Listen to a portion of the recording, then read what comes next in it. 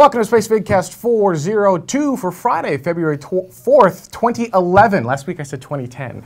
Did you? Oh yeah, I got yelled at in YouTube and I didn't even notice? Oh no, I didn't notice either. I didn't notice until they yelled at me on both YouTube and in the Spacevidcast comments. I was like, I'm sorry. Yes, it's 2011. Yes. No, you can tell from the new graphics. My name is Benjamin Higginbotham. With me, as always, is beautiful, lovely, wonderful, and talented Carrie Higginbotham. We have got an action-packed epic-sode for you tonight. There is a lot of stuff going on. We've got a lot of really great news coming out of a bunch of different places, and we've got a lot of ESA and European news stories in this particular episode. So everyone that's not from America that's constantly yelling at us saying, hey, we want more stories from ESA, this is your show, all right? And if you didn't know that, you can check out our wiki. In fact, right here, check this out. Check this out. Right here.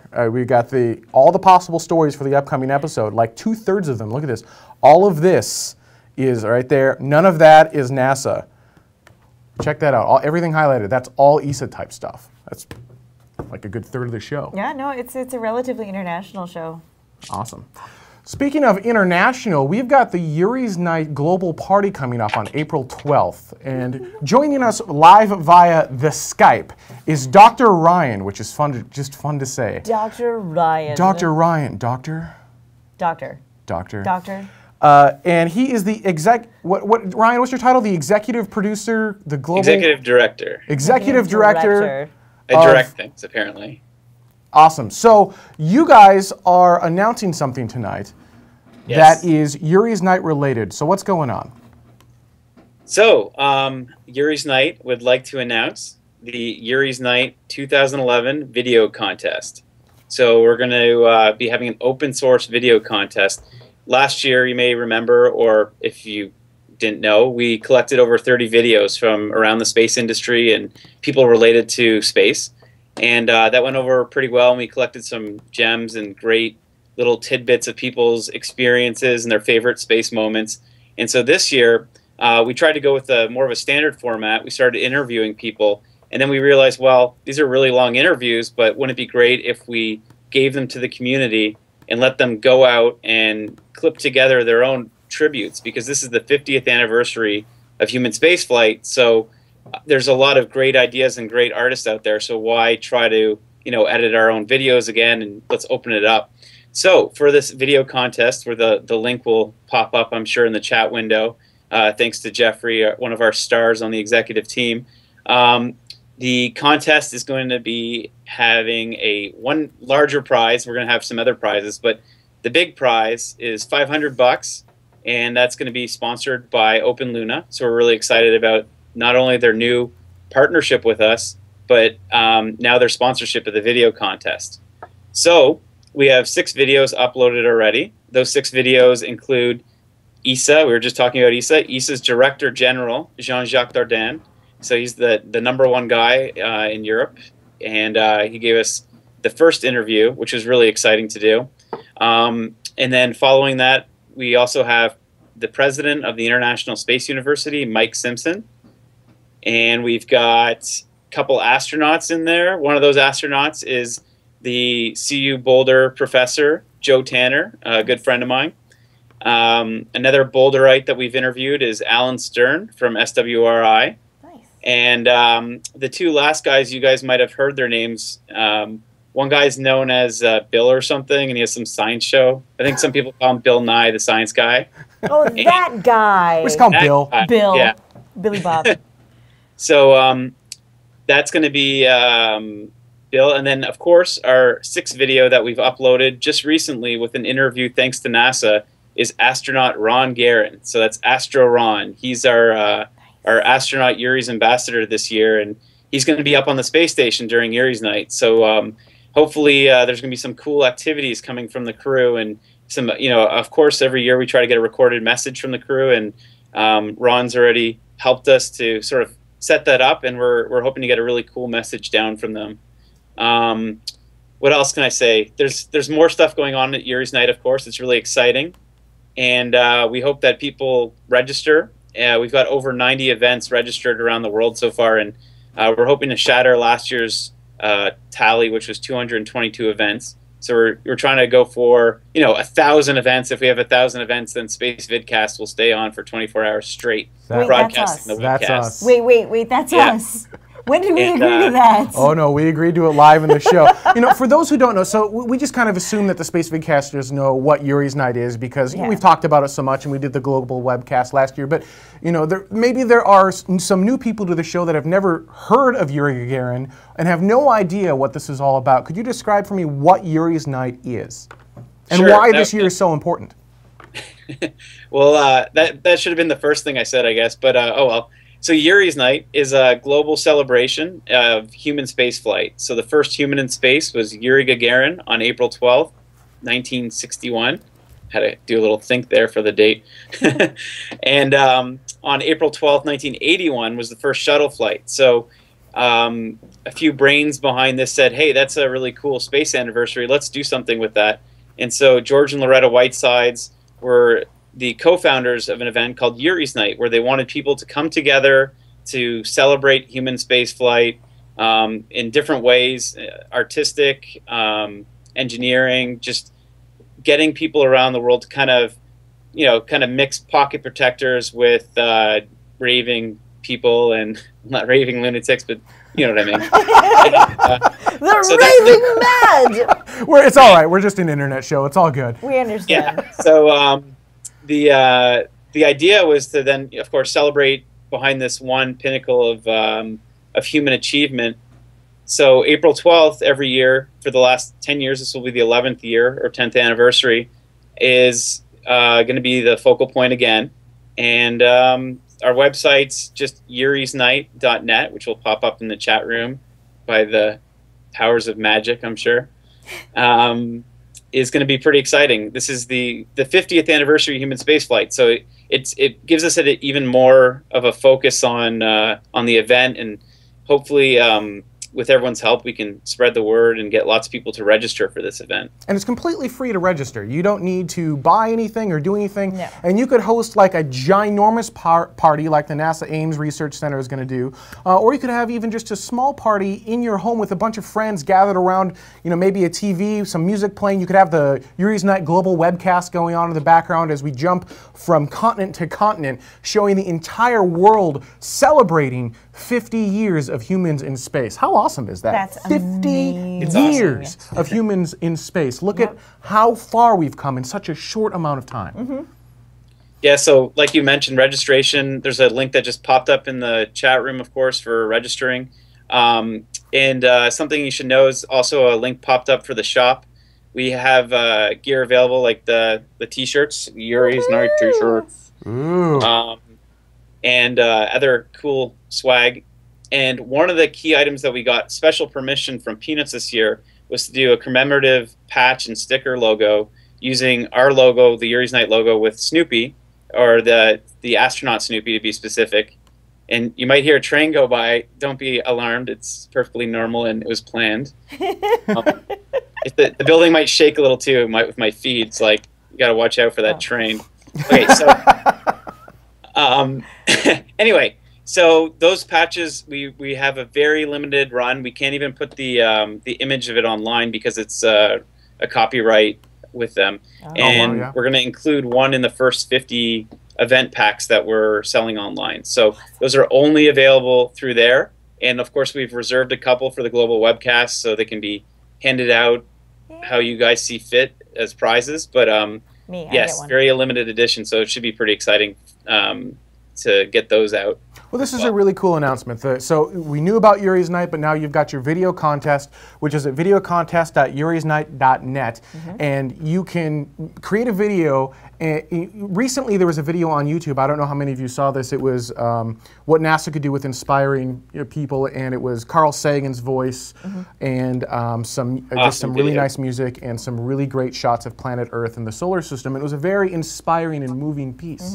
And so long as you have obviously you can't be ripping stuff off. You have to have the copyright for this because we have to be able to distribute it. Right. But if make a similar moving piece, get people excited about human spaceflight, and you could win $500. And you could win $500. But more importantly, I think you can get other people who maybe didn't know that there's this community, this group of people excited about putting humans in space. You could get them a part of that culture and get them excited, and who knows, maybe they're the next Elon Musk or Howard Hughes or next Yuri Gagarin. There you go. Well, Then it can't be the first. Well, first one on Mars. We'll say first one on Mars. There you They could be go. the first one on Mars.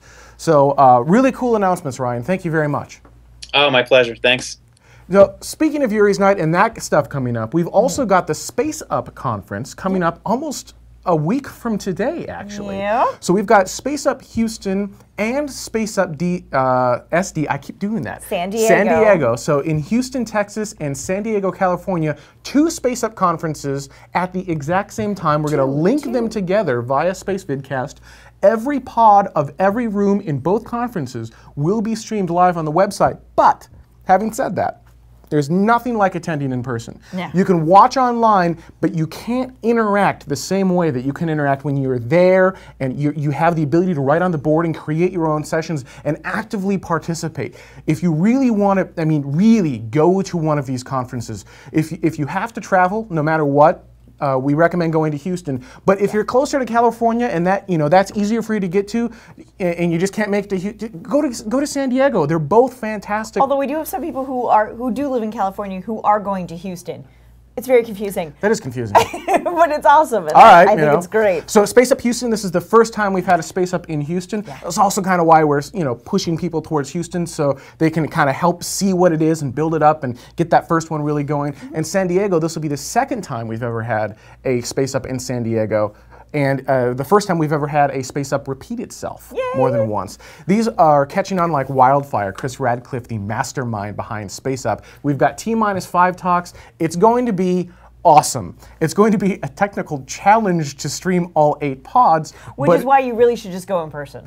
And then that way, if we're down, you don't have to worry about it. No, you really should. And I look forward to meeting you. I will be going to Houston, and I look forward to meeting all of you Houstonites down there. Carrie Ann will be going to San Diego, and she will meet all of you guys there. We've got one little thing that we're going to be doing, and speaking of that video clip, I'll see if I can't find it and play it in post-show. So if you're an Epic subscriber, you can find it, or anyone who's watching live, so you know what I'm talking about. And otherwise, search YouTube for like NASA Sagan and then limit it to like the last month, and it should pop up. Yeah.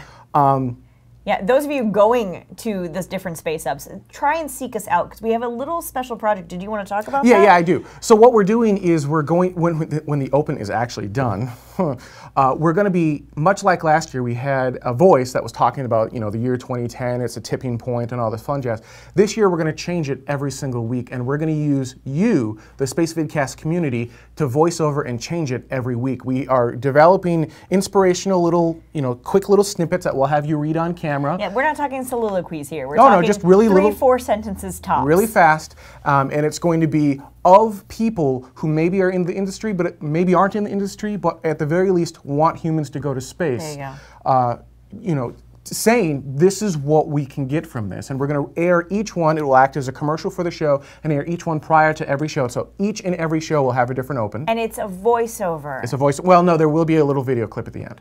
A video of them? Of them, yep, saying I'm Tim Bailey and I'm trying to change space by, helping with Yuri's Night or, by being awesome. Well, by being this guy. My name is so-and-so, and I'm trying to put humans into space by doing whatever it may be. And maybe it's, spreading the word to my family and friends. Maybe it's, Elon Musk, I'm building rockets. Whatever it is, each person has their own thing that they're doing to get humans into space.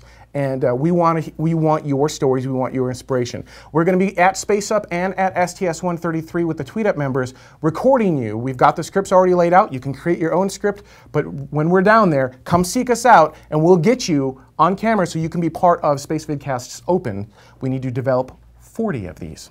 So there you go. We share with you so you can share with us. I was going to go to break, but I think before we do that, let's see here. Well, we should probably talk about the Kepler stuff, which is way at the bottom of my wiki. Yeah, it is. Well, no, it's because it was done chronologically.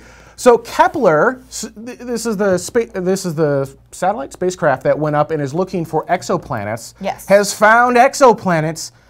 Oh, has it found exoplanets? By the dozens. Well, no, by the it's like found over 1,000 exoplanets. Yes. We're still going through to actually verify all of them, but it's expected that 90+% of Kepler's findings will turn out to be actual exoplanets. Now, right now, actually, do we I don't have a good still of this, but here, I'll just bring it up on my computer. Oh, yeah, you can kind of see, so this is an image of kind of what all the different planets look like and their size and everything like that. You can see there's the Goldilocks zone in a green swath right down the middle, and you can see there's Earth right in here, and you've got like Venus and Mars. And you can see most of these planets are either just way too big because we've got mass along the left side and distance from its sun across the bottom. You can see they're either way too big or way too close, most of them are too close to the sun. But the idea here is, look at how close we're getting, look at how many we found. It's completely possible that we're going to actually start finding some Goldilocks planets, Earth-sized, someday, very, very soon. I would venture to bet within the next 5 years, we find a Goldilocks planet. Can we call it Goldilocks? We should. We absolutely should. So, yeah. That would be very cool. That's really cool. This is an amazing find from the Kepler spacecraft. And it just launched in, what, 2009? Yeah. Yeah. So it hasn't even been up for 2 years. And what it does is it looks at different stars and it looks for the transient where an object, so when a exoplanet passes in front of the star, it's going to kind of create a little dimming effect, or just kind of a little bloop. And so we're looking for... We're looking for that shadow. We're looking for that bloop. Don't do that. Oh, I didn't even think of it. But we're looking for that shadow. Yeah, we're looking for that shadow. That's what we're looking for. Can you see I'm blushing? Yeah, we should definitely go to break now. On that note, let's take a break, and when we come back, we've got a lot of news coming out of Europe. Stay with us. We'll be right back.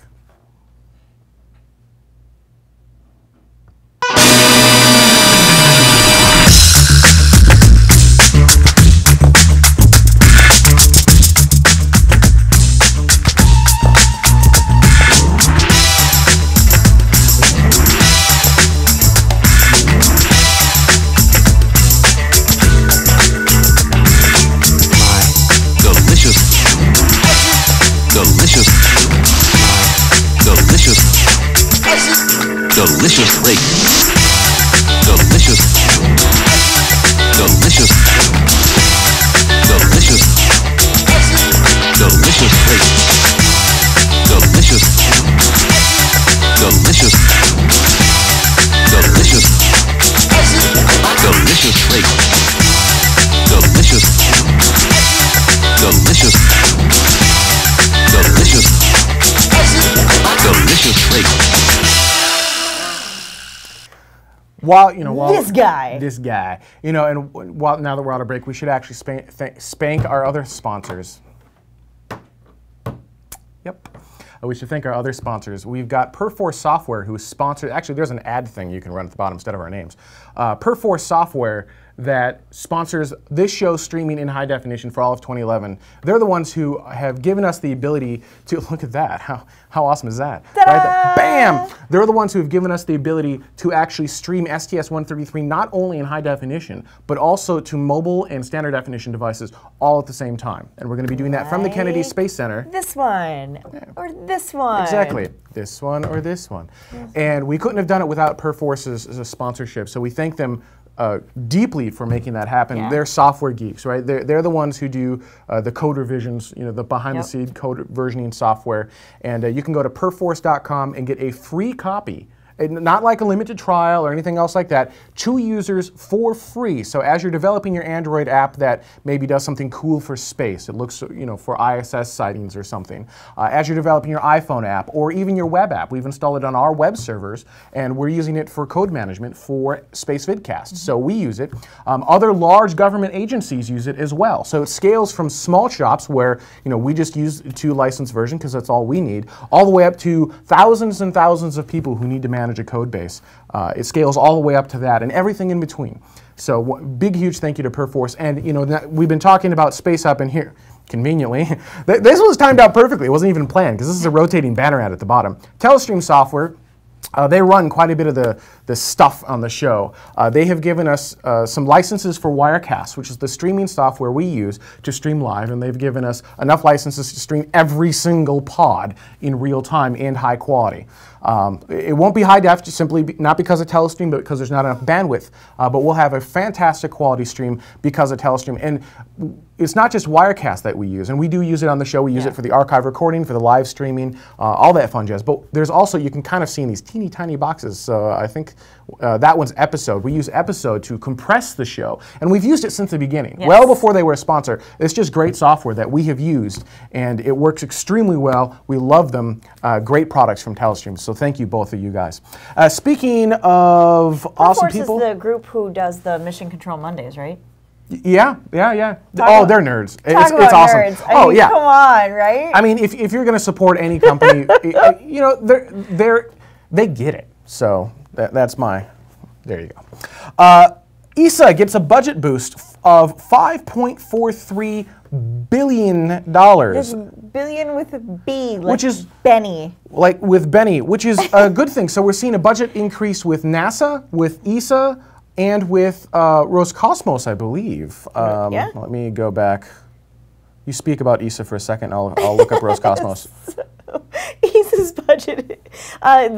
So ESA is the European Space Agency. It's made of 18 member nations, and they've decided to put in more money into, they're investing in their future, which is incredible and very, very cool all the way You said around. 18 member nations. It's actually 19 now. Oh, it is 19. The next story down is Romania has become the 19th ESA.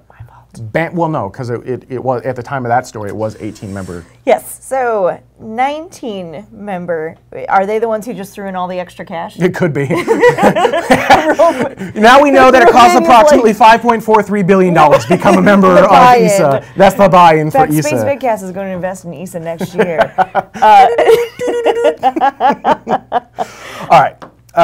So they're getting increasing additional funds there. But it's like a 7 or 8% budget increase, which is huge. Well, yeah. What's interesting is Ariane Space is all part of this as well, and my understanding is they're having kind of a financial hard time and trying to figure out where all of this is going to be coming from. So this sounds like it will help out quite a bit with that, especially since they're launching.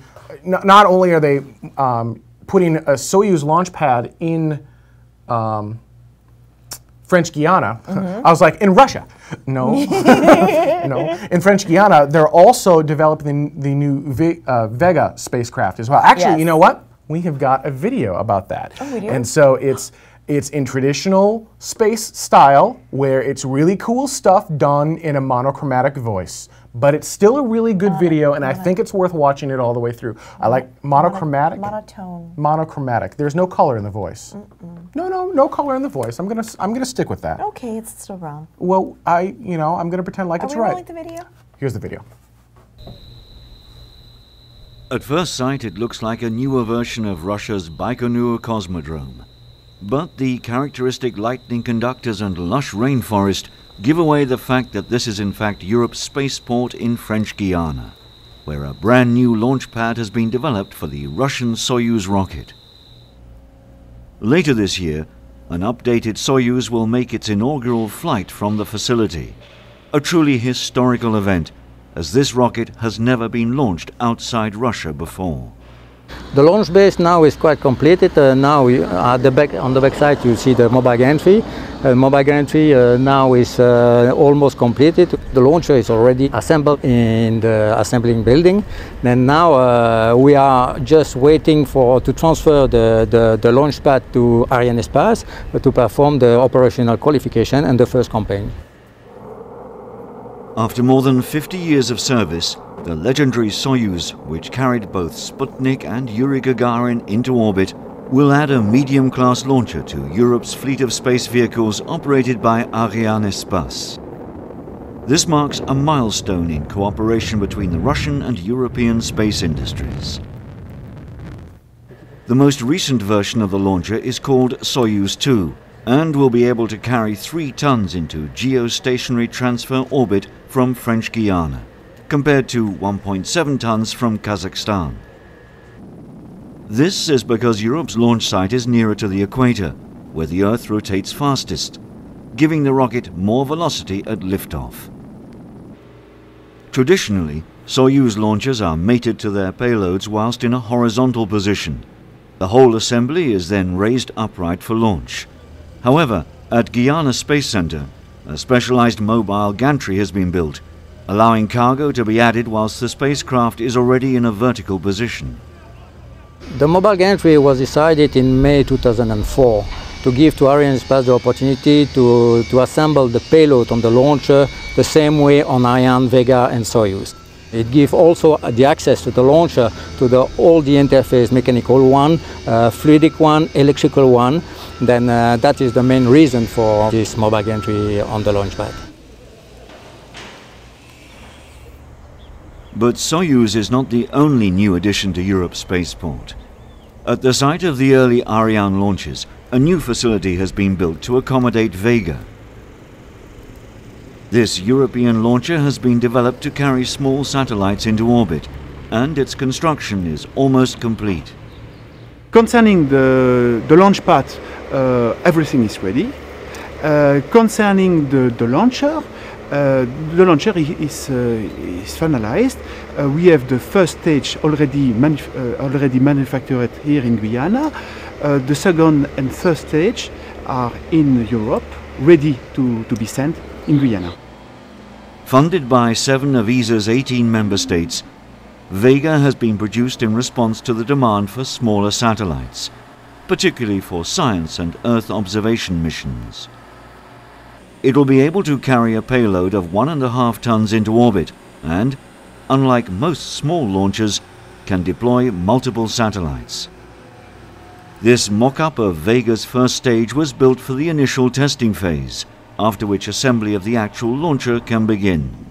Currently we have the mock-up of the first stage inside of the mobile gantry. Now we are proceeding to the last test of the integration of the mock-up, and after that of the actual launcher. Together with Ariane 5, Europe's heavy workhorse, Soyuz and Vega will give Europe the full range of launchers it needs to compete in today's marketplace. From carrying ESA's automated transfer vehicle to the International Space Station to launching telecommunication satellites, Guyana Space Center will soon be equipped to rise to every challenge presented by the global spaceflight community. So rolling the whole thing was a bad idea. That was boring. But lots of really good information in there. And the key here is I think that Arianespace and ESA are going to have really a well-flushed out rocket lineup. They're going to have Vega for the smaller loads that are, less expensive. You don't want to use a really big rocket for that necessarily. They're going to have Soyuz for the medium loads, and then they're going to have the Ariane 5 for the heavy loads. So that's going to be a really, really awesome lineup for them when all of that's up and running and ready to go. Additionally, Roscosmos, Russia is looking to upgrade all their stuff. They're throwing more money at space as well. Yeah. So they've got... Which I would too. If my neighbor was doing it, I would be doing it too. Doesn't it feel like everyone's throwing more? There's this huge... I don't know what it is. There seems to be this resurgence in space suddenly. And it kind of started in 2010, but we're really starting to see the effects of it now. So ESA's increased their budget. NASA did increase their budget. We'll talk about NASA in a minute. But Russia, they've gone from about a budget of about 2.4 billion to 3.8 billion for 2011, so this year. They're also working on the new Angara, I believe that's how you pronounce it, Angara, forgive me if I pronounce that wrong. The new Angara crafts, what am I trying to say, rockets. Yes. So they've got new rockets, ESA's got new rockets, and then we've got the private space companies building new rockets. Only good can come of this. Even if a good chunk of them fail, some of them will succeed. Right. And we're going to have, new vehicles, modern day vehicles that weren't built, and designed in the 50s and 60s available to us, now and today. It's going to be... Or in the 80s. Or, well, the Space Shuttle. Is that what well, that was more designed in the 70s and built in the 80s, I guess. Suppose. So, and then redesigned in the 80s. Like, oh, these tiles don't stick. So, yeah, so Russia's increasing their budget. It's, I don't know, I think it's pretty awesome. That's pretty neat. The thing I think is kind of funny in the one article is that Russia's kind of talking about, like, yeah, we're sort of the cabbies of space, but we like it like that. Like, well, yeah, if nobody else is going. So for 2011, Russia's planning to increase to 48 launches, up from 31 last year.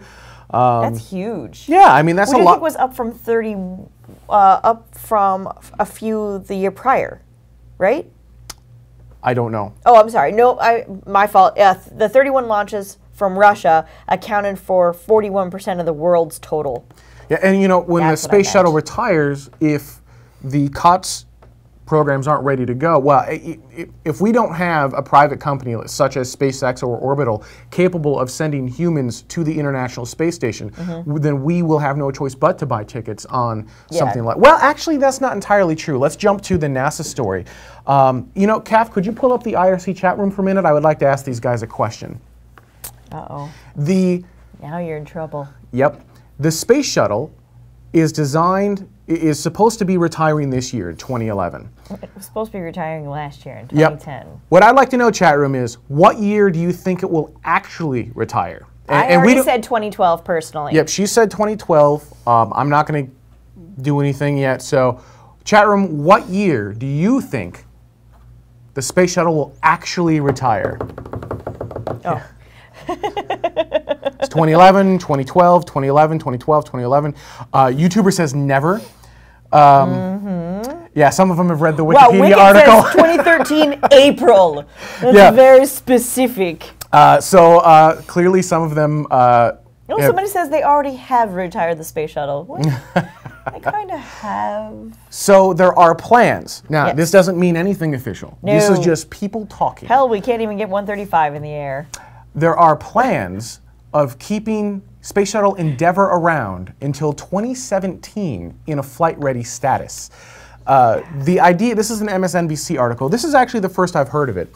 The idea is, we'll actually, and there were a couple ideas on the drawing board, part of the CC Dev 2 program. One of them is from United Launch Alliance, I believe. I don't have my notes in front of me, so let me bring those up really quick. I don't remember seeing ULA in here. I do remember it was seeing USA, though. Was it USA? Yes. All right, so I kind of invert the guys. So, all right, so... You're not the only one, right, QG? So USA, what is that, United Space Alliance? Yeah. Has basically said, all right, here is a proposal to keep both Atlantis and Endeavour flying 2 missions per year until such a time that we have a replacement vehicle. Note not Discover. Discovery. Yeah, I thought that was fun. So all you Discovery fans out there, no. They're like, no, seriously. Really. We're done with that one. You guys her. you guys can have that one back. No more Discovery. But Atlantis Endeavour, yeah, you're good with those two. Another plan was to just keep Endeavour kind of in a processing facility, but flight ready to go just in case it's needed. Just in case. At any moment in time. This is a really fascinating article. Again, these are simply like, here are some ideas as to things that we could do. Yeah, it's and not again, even, all in our wiki, so if you want to go back and look at it. These aren't even things of any semblance of being official whatsoever, No. so don't read into this saying, but many Spacevidcasters have brought up very valid points of, you know, I don't think we're going to retire the Space Shuttle. I think they feel like a lot of people think it's in NASA's best interest to keep the Space Shuttle going for as long as they can. And so I'm not entirely sure that we are going to retire the Space Shuttle in 2012 or 2011. You know what? It just keeps getting more and more dangerous, and that seems really scary to me. That's like driving the car. I don't think it's without more dangerous. having, like, It's just dangerous to run the vehicle. the I don't think place it's where your feet go. No, it's no more or less dangerous to fly the vehicle now than it was, say, 5 years ago. In fact, it may even be safer now than it was 20 years ago. They're keeping the vehicles in great shape. It's just that the vehicle's a deadly vehicle. It's not. There's really no launch abort system. Yeah, Hantner's asking who USA is. It's the United Space Alliance. You've got ULA and USA. When you're watching them put all the astronauts in the white room, in the white, and you see the big USA signs, it's those guys. That's them. They're not just patriotic. Yeah. That's really the name of their company. Exactly. So interesting stuff possibly happening. Well, not possibly. I don't want to say that. Interesting stuff being talked about. There you go. By organizations that have no control over what's going to actually happen. That's kind of like with the us space saying, shuttle. you know what? I'm just going to drive that shuttle home one day. And before we go into post-show, I do want to remind everyone, STS-135, that is a mission that NASA has now said this is a mission, but has not been funded. And all these websites are writing saying, we've got this final STS-135 mission. That is not the case. STS-135 has not been funded by the Appropriations Committee, which NASA does not control. So until that happens, STS-135 is on paper only. Now there's I don't want to say if there's a good chance of it happening. I don't know. I really don't know what's going to happen. Yeah. It's really hard. It's really hard to I mean, go you back. can pretty much pick up a magic 8-ball and get a Go back clear 4 answer. years, and you probably could have said, "Yeah, this is going to happen for sure." But with the economy the way it is now, I'm 50-50 on it. I really don't know if we're going to have an STS-130. I would love to. I'd love to have Atlantis fly one more time and get one more mission, but who knows what's going to happen. All right, I'd like to thank everyone for watching this week. Remember, next week we're going to have one more show, so we'll have the show, and then is that right? Yeah, so we'll have a show next week, and then Carrie Ann and I are heading off to Space Up to cover those conferences, so certainly tune into Spacevidcast to watch all of those different pods live. It's going to be pretty awesome, and you can participate. We've even got people kind of looking at the chat room. You're going to have a lot of fun. And then we should be, like I said, we should be back next week, and there you go. For everyone watching live, stay with us. Spacevidcast After Dark is up next. Otherwise, check out Spacevidcast Epic for your chance to be able to watch After Dark. And submit a video to Yuri's Night. And submit a video to Yuri's Night. We'll see you next week.